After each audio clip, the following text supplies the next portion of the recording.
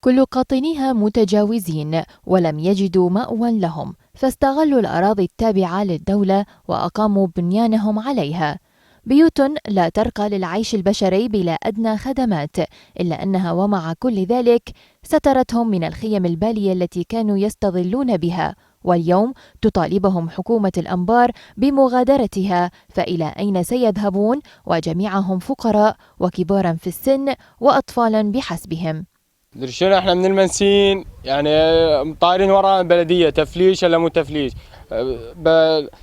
يعني شوارع ماكو، تبليط ماكو، مدارس ماكو، مي ماكو. اذا بلدك ويك اذا تروح غير بلد شلون؟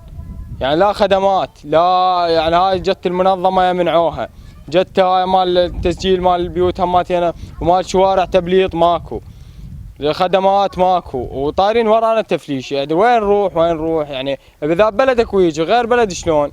احنا اهل 6 كيلو، متى هيك نضل؟ يعني دائما 24 ساعة جاية بلدية، جاية اهل المي، جاي يومية جاينا واحد شكل. انتوا اصحاب مادة، خموا اصحاب مادة. اذا اصحاب مادة قولوا لنا اصحاب مادة تنعوف لكم هذا البلد ونطلع. آخرون طالبوا الحكومة المحلية بإيجاد حلول ناجعة لهم تنصفهم وتبقيهم في أمكنتهم. احنا والله بيوتنا كلها تجاوزة وقاعد يهددون بينا. هي حقهم كان تهديد، يطيبونا لا يهددونا. ايه، فاحنا نريد من الحكومة يعني يطيبونا بيوتنا.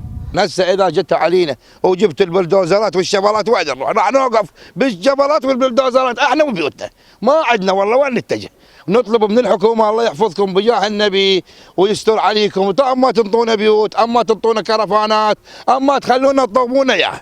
وبحسب مطلعين على الشأن العراقي، فإن المواطن في كل مكان بلا مأوى ولا وظيفة، تضغط عليه الظروف فيبحث عن أرض يتجاوز عليها ليبني سقف غرفة يحمي بها عائلته دون بدل إيجار ليس باستطاعته تأمينه. فمن يحمي المواطن؟